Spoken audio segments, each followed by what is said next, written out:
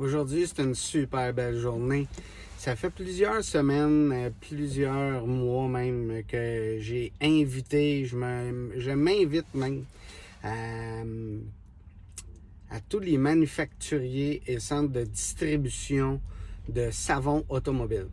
Je veux comprendre, je veux savoir qu'est-ce qu'il y a dans les cannes, c'est quoi le taux de pH, qu'est-ce qui est recommandé.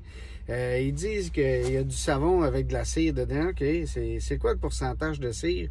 C'est quoi la cire qu'il y a à l'intérieur de ça? Qu'est-ce que ça fait si on n'en prend pas? Vous savez, ça fait plusieurs années, je suis sur la route puis je visite des ateliers de carrosserie ou des centres d'esthétique. Puis honnêtement, il y en a beaucoup qui savent même pas qu'est-ce qu'ils prennent comme produit. Ça arrive souvent qu'ils me disent « Ah, moi, je prends ça là parce qu'il fait gros de la mousse. » Mais on a l'impression, plus que ça mousse, plus que ça nettoie. C'est vrai? Mais aujourd'hui, hein, on va le savoir qu'est-ce qui se passe parce que je suis dans le cours de Autochem. Autochem, qui est un beau manufacturier de produits d'esthétique québécois. Et c'était les premiers qui ont répondu à mon appel, qui ont dit, nous, pas de problème, tu viens à notre atelier, on va décortiquer de A à Z qu'est-ce que c'est du savon automobile et pour véhicules récréatifs. Ça fonctionne avec le taux de pH et ainsi de suite. Alors, je vous le dis, ça va être une belle émission aujourd'hui. On va vraiment comprendre c'est quoi du savon automobile.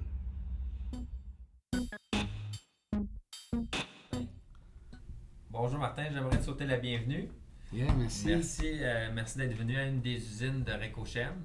Ici, on est dans la division Autochem à Repentigny. Ici, il y a une partie, c'est l'ancien boardroom, l'ancienne salle des conférences. OK. Et puis, on s'en sert encore. On te reçoit aujourd'hui. Et puis, je m'introduis, Danny Grenier, représentant pour Recochem, pour la division Autochem. J'ai avec moi ici Mathieu Hébert. Mathieu, t'es un petit chimiste, chimiste de formation, notre chimiste ici à l'usine dédiée pour les formulations de Autochem. Martin, Oui. je te connais comme un spécialiste des retouches peinture. Puis, fait que pour moi, quand tu es rendu que tu fais de la retouche haute précision comme tu fais là, ça gagne mon respect. Et puis, mais là, ce qui est intéressant aujourd'hui, c'est qu'on va à la base de l'esthétique, la grosse base. Exactement. Tout commence. Ça commence par quoi l'esthétique dans notre livre, dans ton livre à moi? Dans notre livre, ça commence avec le savon. Ça commence avec le savon. Le nettoyeur. Ça fait 20 ans que je suis représentant pour ces formulations-là. Puis je réalise que on peut-être passe à côté des questions de base. On ne réalise pas que la nouvelle génération, on prend pour acquis qu'ils savent. Puis dans le fond, les gens ont encore des questions, peut-être même sont gênés d'en parler. Moi-même, j'aurais été gêné de parler de la base des choses, mais je pense que c'est bon, on revient à la base. Peut-être que dans le cours de l'interview, on va partir de la base, puis on va monter à des hautes sphères, puis là, Mathieu va intervenir, parce que je peux avoir des questions un petit peu plus techniques au niveau des surfactants et tout, mais... fait que je pourrais essayer de mettre ça au plus simple. C'est sûr qu'ici, on est des spécialistes savon, on en fait, je dis mille et une sortes, ça se dit bien, mais on en fait peut-être une soixantaine de sortes. Parce que vous avez votre ligne, mais vous avez d'autres brands. Vous vendez à d'autres ici, c'est ce qu'on fait de la brand. C'est ce qu'on fait. C'est ça. OK. C'est confidentiel aussi. C'est pour ça qu'on fait plus de tour d'usine. C'est confidentiel pour qui on fabrique. C'est normal. Il y a des lignes, ils veulent que s'afficher comme quoi, oui, c'est un produit, oui, c'est Autochem notre fabricant. Il y a des lignes qui veulent ça parce qu'ils ont besoin de notre support technique. Puis c'est très transparent. Puis il y en a d'autres, puis c'est correct. C'est des lignes qui préfèrent la confidentialité, que chacun sa mise en marché. Oui. Mais si on commence à la base ici, le premier, c'est comme, je vais dire, le plus ancien savon. Okay. Le plus friendly user, hein? Le plus user-friendly, un des plus vendus. Okay. Le pourquoi, c'est bien sûr, parce qu'il est Body Shop Safe, c'est le jargon, mais c'est sécuritaire pour l'atelier de carrosserie. C'est un savon que même si tu le pulvérisais avec les nouveaux Snow Foam, les particules, les surfactants ne vont pas contaminer dans un atelier de carrosserie. Aujourd'hui, on le sait qu'on est rendu avec plusieurs méthodologies de lavage. Fait que, puis celui-là, son rapport qualité-prix. Celui-là ne contient pas de cire. Fait que c'est ce qui permet par la suite des agents de rinçage. Les gens veulent utiliser ça. Fait que c'est le savon idéal pour quelqu'un qui va utiliser un agent de rinçage. OK. Puis pH neutre, on dit pH neutre, il est presque là, peut-être 6,9. C'est sûr, ça prend un petit coating, un petit quelque chose, mais c'est quand même celui qui va faire que ne dégraissera pas les cires sur tes véhicules. Fait que donc, il n'y a pas un pouvoir dégraisseur. OK. Le deuxième, lui, Je te coupe. Qu'est-ce qu'on peut comprendre quand c'est un pH neutre? Pour les gens qui s'en vont dans des grandes surfaces puis qui regardent, tu sais, des belles tablettes puis qui ont 30 pieds de long puis ils disent « Wow! » La plupart des gens se fient à un brand, à un nom qui est peut-être plus connu, surtout des lignes américaines, puis c'est pas marqué le taux de pH qu'il y a dedans. Mais les gens qui veulent acheter, comme aujourd'hui, un produit québécois comme ça, qui est pH neutre, dans le tête, c'est où est-ce qu'on peut les guider le plus facilement le pH neutre? C'est-tu que c'est un savon, oui, qui va laver, mais qui n'est pas super agressif pour décontaminer les cires. C'est ça un pH neutre? Je vais laisser Mathieu parler de pH. OK. On a honneur de sa présence. Je veux qu'on comprenne simplement c'est quoi le taux de pH. Parce que dans l'intro de la vidéo, il n'y a aucune cachette aujourd'hui. Ça fait longtemps que je parcours des places, puis surtout des body shops, les gars achètent du savon. Si on peut le vendre aux 45 gallons, puis ils paieraient 35$. En autant que ça fasse de la broue, ça nettoie, oui, mais là, on est rendu plus un up level, tu sais, puis il y a des centres de detailing qui posent des céramiques ou des SiO2 infusés, tiens bien. C'est important de contrôler notre taux de pH parce qu'on divulgue aujourd'hui que plus tu as du pH, plus que ça nettoie. C'est ça? J'aime bien ton introduction, Martin, à ça. Donc, oui, c'est vrai que le pH a son importance dans différents produits. Le pH va varier et il va amener finalement un effet supplémentaire. Un pH neutre, pour bien faire comprendre, on va dire qu'il est non agressif. OK? Pour information générale, pH veut dire potentiel d'hydrogène. Donc, en chimie, on parle de 0 à 14. 7 étant le neutre. OK? Donc, quand on est très acide, on va parler d'ion hydroxonium ou H+. Il y a plus de H+, quand on va à des pH entre 0 et 7. Plus on va vers le 0, plus il y a de H+. Lorsqu'on va au-dessus de 7, on va parler des ions hydroxyde, OH-. Il y a plus de OH-. OK. Plus on va vers le 14, plus on va parler d'un savon qui est dégraisseur, qui va venir saponifier, donc, et éventuellement plus agressif aussi. Donc, c'est pour ça que quand on a des savons qui sont dits alcalins, on va dire on fait attention, il faut mettre des gants, on peut attaquer la peau, saponifier la peau. Quand on est très acide, on n'a pas cet effet-là, mais ça reste quand même que c'est agressif. OK. Pour donner une idée, pH en bas de 2, pH en haut de 12, on va dire que c'est des produits qui sont corrosifs. Donc, il faut faire attention pour les porter. Entre ça, c'est un peu moins dangereux. Puis plus on s'en va dans le milieu, moins c'est dangereux de l'utiliser pour le consommateur et de nettoyer. C'est super clair. On aurait dû parler avant. Ça m'allume des lumières. Mais c'est important. C'est important de comprendre c'est quoi quand on utilise un produit. Tu sais, je vais tout le temps me répéter, que ce soit dans le detailing ou même la carrosserie. Les gens, là, j'ai des carrossiers, moi, qui utilisent des produits depuis 30 ans, puis ils savent même pas ce qu'il y a dans la cam, puis comment bien comprendre, puis d'utiliser le produit. Fait que l'information, on n'en a jamais assez. Hein? Fait que je suis content que tu sois là pour... Merci de l'invitation. pour vraiment allumer des lumières. Martin, tantôt tu parlais des savons, on met du SiO2 et de la cire, tout ça. C'est sûr, à partir d'un savon comme la base. Pour moi, ici, c'est la base d'un savon. On revient à la case départ. Oui. Après ça, on dit OK, on va mettre un petit peu de cire dans un savon. On va tomber au deuxième. Puis là, on va y mettre un colorant différent pour le faire différent un peu. Puis on va jouer un petit peu avec la viscosité aussi. À la base, c'est pas mal le même savon. Mais lui, on ajoute un pourcentage de cire. La cire ne scirera pas le véhicule. OK? Ça ne donnera pas une protection. Pour être honnête, il n'y en aura pas assez. Parce que si tu mets trop de cire dans ton savon, là, il ne moussera plus. Puis les gens veulent de la mousse. Pour moi, de la mousse, c'est important. Ça me sert comme couche guide quand je lave un véhicule, la mousse. Pour moi, c'est pas pour laver, c'est pour couche guide, pour essayer de moins oublier d'endroits. C'est humiliant, t'es là-dedans toute ta vie, puis t'as oublié un spot, là ta femme sort dehors, oui, hey, t'as lavé mon auto, qui a oublié ça, ah oui, bon. Fait que c'est important, puis je l'accompagne toujours de cette mitaine-là, c'est la base des mitaines de lavage. OK. Puis pourquoi? C'est pas parce que je suis vieux jeu, mais c'est parce que elle, je trouve que dans sa composition, la dispersion de savon, tu as toujours une belle petite bulle constante qui colle à la carrosserie, donc me sert de couche de guide. OK. La cire sert plus à lubrifier la mitaine pour qu'elle devienne moins abrasive. Moi, je la vois comme un lubrifiant point à la ligne. OK. Oui, on va avoir l'impression d'avoir ciré le véhicule, parce qu'à chaque fois que c'est propre, ça fait longtemps qu'on n'a pas vu notre voiture propre, puis juste le fait qu'il est propre, on pense qu'il est ciré. Elle ne sera pas vraiment cirée. Par contre, si on double, puis on triple, puis on quadruple la quantité de savon requise, je fais ça moi simplement en mettant Directement direct sur la mitaine. OK. Là, c'est sûr que c'est 4 fois ce qu'on claim sur le gallon, mais si tu as un véhicule blanc, du fait que tu as un colorant bleu, des fois on a l'impression que tu obtiens un effet blanchissant. OK. Pas par la cire, mais par le colorant utilisé dans le savon. OK. Encore là, je dis que je le mets directement sur la mitaine. Et puis, fait que ça ici, la cire, c'est ce qui agit de meilleur lubrifiant. Tantôt, tu parlais d'un SiO2. Un SiO2, c'est pas une cire. Non. Un SiO2, c'est quelque chose qui est très, très... ça crée l'effet hydrophobique. Okay? Mhm.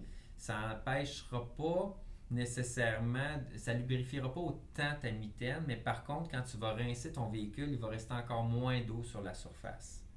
OK. Okay? Ça existe, je ne l'ai pas mis sur la table ici. OK. Et puis, Mathieu, là-dessus, les cires qu'on utilise dans les savons, Il y a je différents. sais que c'était une question de Martin. C'est Oui. quoi la cire que tu mets dedans?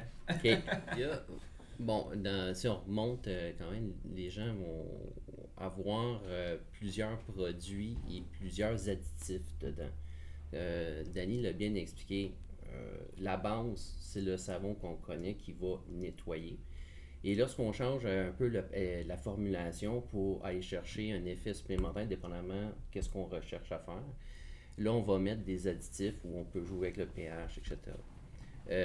La cire a été introduite finalement pour répondre à un besoin qui était, dépendamment dans le temps, avoir un effet plus perlant avec de l'eau suite au lavage. Donc, avant, on pouvait parler de 2 traitements différents, puis par la suite, il y a eu ce qu'on appelle des 2-in-1, des 3-en-1, etc. Donc, c'est un peu l'effet de, sans avoir finalement, pas un polishing, mais un traitement lacé par la suite. Si on est capable d'en mettre un peu en addition, est-ce qu'on est capable d'avoir un produit qui donne un effet un petit peu plus perlant par la suite? OK. Mais Danny l'a bien dit, ça ne remplace pas un traitement par la suite. C'est pas cirer la voiture quand on a ça. Donc, il y a donc les savons, on peut ajouter différents additifs de ce genre. C'est pour la lubrification. On a l'impression, nous, que quand on voit un brand qui est marqué qu'il y a de la cire dedans, ben que ça va glosser plus, ça va plus lustrer. Mais dans le fond, c'est pas ça. Ce que je comprends aujourd'hui, c'est que ça l'aide à la lubrification quand on applique avec notre mitaine le savon qu'on nettoie.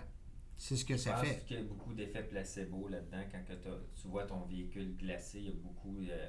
Par contre, c'est sûr, si tu as doublé, tu as quadruplé ta quantité de savon, puis tu as rincé ton savon, au lieu d'à haute pression, tu l'as rincé à hausse à jardin délicatement, pourrait peut-être, cette cire-là, qui est un corps gras, entre guillemets, peut peut-être glosser, mais là, il faudrait aller chercher peut-être un gloss meter pour valider ça. Sur un gloss meter de métier, le gloss meter peut déceler 2% de plus. Là, il ne peut pas le faire, lui, mais... Tu rouvres une parenthèse, là. Scientifiquement, là... Je l'ai fait avec un brand sans nommer le nom, c'est une compagnie américaine que c'est écrit en gros que blablabla, la gloss et... J'ai fait, vous savez, je fais beaucoup de tests et que tout est manufacturé. J'ai un gloss meter, puis up to date, j'ai même pas 1% de différence. Je l'ai lavé 2 fois avec ce produit-là, dans la règle de l'art, le double puis le triple de la quantité de savon que le manufacturier recommande, ça change pas. Fait que quand les gens me disent « Ah, moi je prends ce savon-là parce que ça glosse plus », j'astine pas parce que j'aimerais ça tout essayer savon qui existe à terre, mais il n'y a pas assez de 24 heures dans une journée. Mais ceux que j'ai essayés, c'est pas vrai, je les ai toutes par vidéo. Je les ai toutes par vidéo avec le gloss meter, puis ça l'augmente pas le gloss. À 1%, on peut pas dire que ça l'augmente, là. Non. Si ça serait 10%, là, je suis correct, là. Mais, T'es à 60, t'es rendu à 70, c'est bon. Comment Ouais. tu l'essuies, ça y va pour beaucoup, ça. C'est sûr que ça, c'est le chamois numéro un présentement. C'est le chamois de l'heure, c'est de la microfibre, c'est doublé. La microfibre, ça ramasse, là. Fait que ça se pourrait que ça ramasse ton petit 1% de lustre que la cire a procuré dans le chamois. Là, tes retours peinture à nu, là. Puis les cires, sans rentrer dans le détail, ça doit être plus des cires synthétiques qu'il y a dedans que du carnauba comme qu'on connaît. Dans ça. les produits, justement, ce qu'on va faire, c'est que le carnauba est bien connu, mais pour l'amener dans un produit comme ça, on doit l'émulsifier. Ok. Donc, on doit trouver le moyen de l'émulsifier ou, dans d'autres termes, le suspendre à l'intérieur du produit. Donc, sinon, la cire dans l'eau, ça ne fonctionne, fonctionne pas. évidemment. Donc, on traite la cire, on la modifie chimiquement pour être capable de l'emmener dans un milieu qui contient de l'eau et puis d'amener à avoir un produit qui va paraître là, homogène. Là. OK? OK. De cette manière-là, si par exemple la carrosserie a des imperfections, en théorie, on va dire la cire, si en frottant, tu as une imperfection, donc à chaque fois que tu viens pour polir la carrosserie, on crée des petites imperfections qui éventuellement, dans le pire des cas, là, si c'est vraiment très graffiné la carrosserie, ben là on voit que le gloss est affecté. Ce qu'on prétend, ben pas ce qu'on prétend, mais ce qui est dit, ok, c'est que la cire qui va être en suspension ou émulsifiée, lorsqu'elle va arriver en surface d'une imperfection, elle va aller remplir le trou pour après ça faire une petite patch. OK? Ok. Donc, c'est ce que la cire en addition dans les produits va venir faire. Est-ce que ça va faire la job D'un polissage? d'un Non. polissage? Non, non. Là, on parle de venir pour monsieur, madame, tout le monde. Moi, je m'inclus là-dedans. Donc, moi, un savon comme ça va être parfait pour moi, etc. parce que je ne passerai pas sur plusieurs traitements. Donc, Ok. c'est sûr que si on veut redonner du lustre, ben là, quelqu'un comme toi sait exactement quoi faire. On ne passera pas nécessairement par un savon comme ça. OK. Ça répond bien J'ai aux dans la questions. lignée de pensée, laissons un savon faire ce qu'il doit faire. Puis utilisons, si on veut plus, pourquoi pas utiliser le produit à part des agents de rinçage. Des agents de rinçage, ça, c'est ça son travail, de bien rincer le véhicule, faire sheeter l'eau, c'est le nouveau terme. Là. OK. Puis faire perler, faire sheeter, dépendamment de ta surface. Puis dépendamment comment tu rinces ton véhicule. Si tu veux faire sheeter de l'eau, il faut que tu le rinces à grand eau, mais juste l'eau qui coule. OK. Si tu veux faire perler, bien, ça va être avec ta machine à haute pression. Mais pourquoi tu voudrais faire ça? Tu vas essuyer l'auto après. Là. C'est quelqu'un qui veut faire des spectacles. Là, OK. fait que, mais les agents de rinçage, les cires de rinçage fortifiées SCO2, Carnauba, nomme-les, c'est ça qui est utilisé dans la moto sans contact automatique. Ok. Les autres, ce qu'ils font, c'est qu'ils prennent le même produit, ils vont ajouter des colorants pour te donner l'impression que vraiment tu appliques de quoi d'extraordinaire. Puis c'est comme si tu avais triple cire. Mais dans le fond, c'est 3 fois la même cire, des colorants différents utilisés.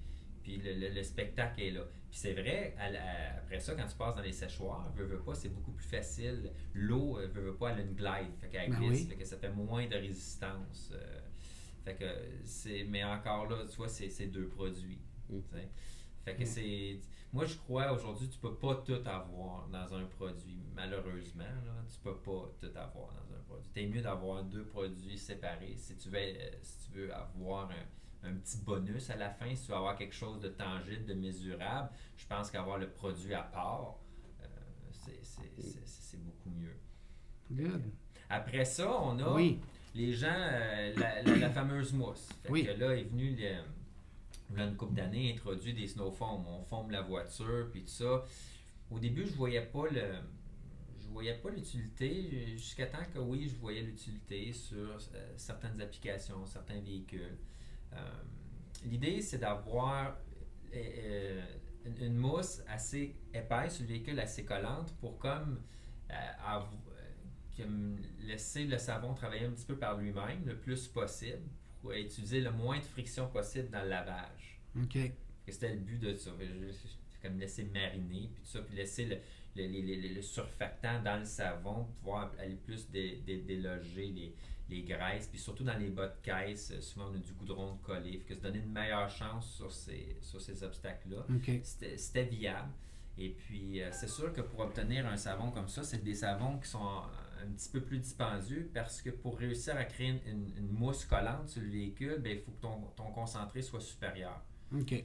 On vend un concentré supérieur, on fabrique un concentré supérieur pour que dans le gobelet, parce que ça, c'est les snowfoams, la plupart, ça fonctionne avec un gobelet, tu remplis le fond du gobelet, le restant d'eau.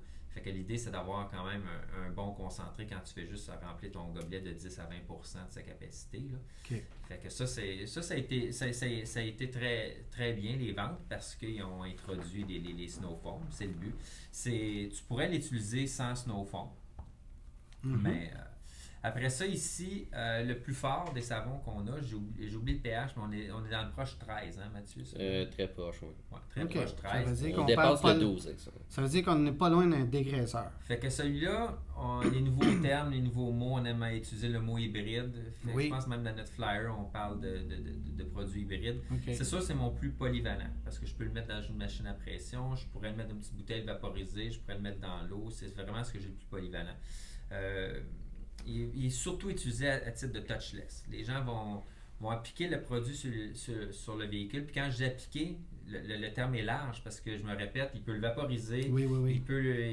il peut l'appliquer avec une lance snowfoam, puis puis après ça, il rince à haute pression.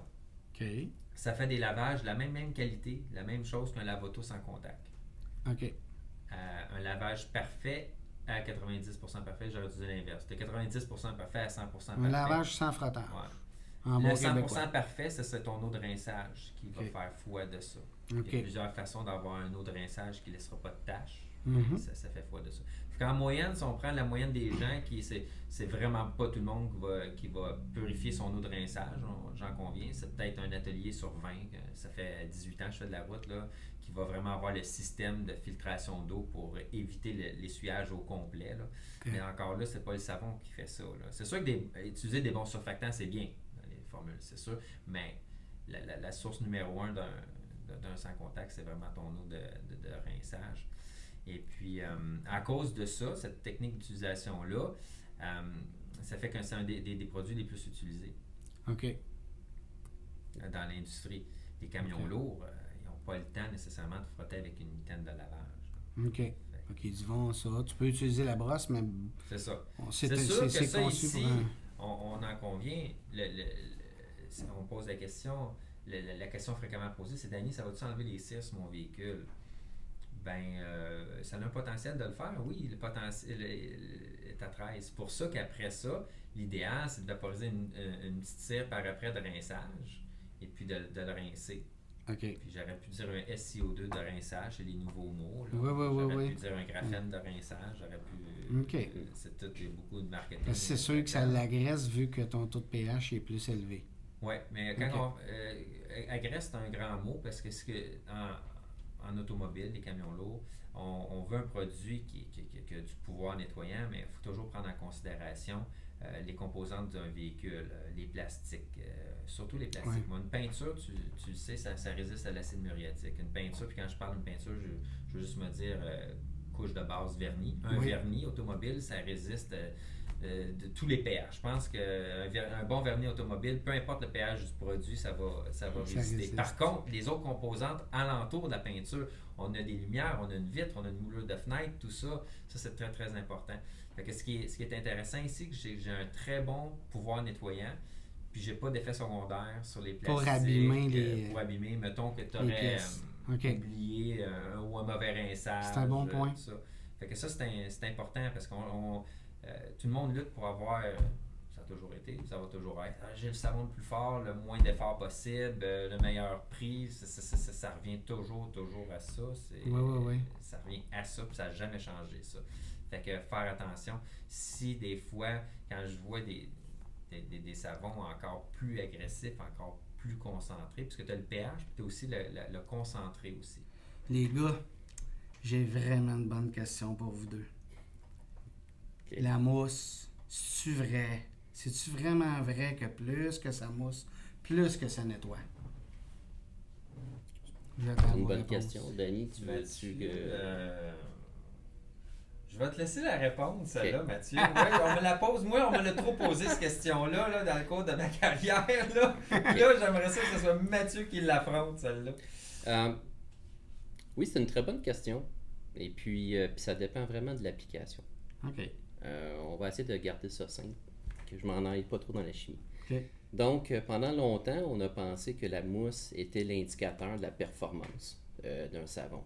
Donc, à titre d'exemple, lorsqu'il y a beaucoup de détergents dans un savon, on va avoir de la mousse. C'est signe de la concentration qu'on avait à ce moment-là, de la concentration d'utiliser. Et puis, la mousse va venir être stabilisée. Lorsque on prend l'eau qui contient le détergent, puis on lave, plus on lave, qui est la poussière, la cochonnerie, tout, là, la boue, etc., s'en va dans l'eau, on s'aperçoit que la mousse diminue de plus rapidement. Là, on comprend que l'eau ne sera plus efficace à laver. Donc, il faut changer. Oui. Donc, c'est ça. Pour ce qui est de la performance, maintenant, si on prend des snow foam, c'est un produit qui est plus concentré. Donc, la mousse, elle est plus durable, elle dure plus longtemps, elle est en plus grande quantité, mais elle est aussi appliquée avec un appareil de pulvérisation. Donc, elle va faire un très bon travail aussi. Mais c'est plus concentré. Donc, ici, on a un cas que la mousse, plus il y a de mousse, plus c'est efficace. C'est vrai ici, puis c'est plus concentré. OK. Il y a d'autres applications, par contre, on ne recherche pas de la mousse. À cet effet, une laveuse à cheveux. Mhm. On ne veut pas que le détergent crée énormément de mousse. Sans ça, la mousse sortirait de la laveuse. Puis pourtant, les claims ce qu'on dit, c'est que les détergents sont très efficaces, sont même plus concentrés, mais ne font pas plus de mousse. Un lave-vaisselle, c'est la même chose. On ne veut pas que ça crée de la mousse. Donc, on veut tout simplement que ça lave et, bon, dépendant des types de surfactants qui sont utilisés à ce moment-là, avec l'eau chaude, ça va venir vraiment faire la job, mais il n'y a pas de mousse de créer à ce niveau-là. Donc, à ta question originale, je répondrais, ça dépend de l'application. OK. Ça a du sens. Je comprends que... Puis le point que tu apportes avec de l'eau chaude, c'est vraiment... ça arrive souvent que quand je fais de la consultation dans les ateliers, on travaille sur ce côté-là parce que j'ai quelques ateliers qui travaillent avec de l'eau. On dit de l'eau chaude, mais c'est de l'eau tiède. Puis on donne tout le temps comme exemple quand on prend notre douche. Hein? Du savon Dove, là, il s'enlève un peu mieux quand l'eau est chaude que quand elle est froide. C'est le même principe. Là. Dans mon ancienne vie, quand je vendais de la peinture automobile, on sort un peu du savon. Tous les troubles qu'on avait dans les industries, c'est l'eau. Ils lavaient avec de l'eau froide. T'as beau avoir le meilleur savon imaginable, décontaminant. C'était des savons qui étaient avec des acides dedans, là, du phosphate de zinc et ainsi de suite, pour nettoyer le métal, enlever les corps gras. Mais ça lave pas quand c'est de l'eau froide. Avec de l'eau chaude, c'était merveilleux. En chimie, il y a ce qu'on appelle le triangle du nettoyage. Donc, une des parties, c'est la concentration ou la quantité de savon / détergent utilisé qui va t'aider à faire le travail. L'application ou l'énergie apportée. Bon, est-ce qu'on frotte, est-ce qu'on brosse, est-ce qu'on pulvérise, non, est-ce qu'on brasse bien, etc. Donc, ça, c'est une autre partie du triangle. Et l'autre partie du triangle, c'est la température. Donc, on peut avoir ces deux parties-là, mais si l'eau est extrêmement froide, dans un cas où on parle d'un savon à base d'eau, ça va être moins efficace. Et moi, j'aime bien prendre l'analogie quand je fais de la vaisselle. Faire de la vaisselle à la main avec une eau froide, tu laves moins d'assiettes que la même quantité de savon qu'avec une eau chaude. Donc, ça vient un peu là, aider là, à comprendre là, finalement comment est-ce que tu vas enlever les corps gras en surface, que ce soit une carrosserie automobile ou sur une jante, etc. Donc, si c'est pas très concentré, c'est pas très efficace. Si c'est plus concentré, c'est plus efficace, évidemment. Mais là, évidemment, il y a des aspects comme trop, c'est comme pas assez.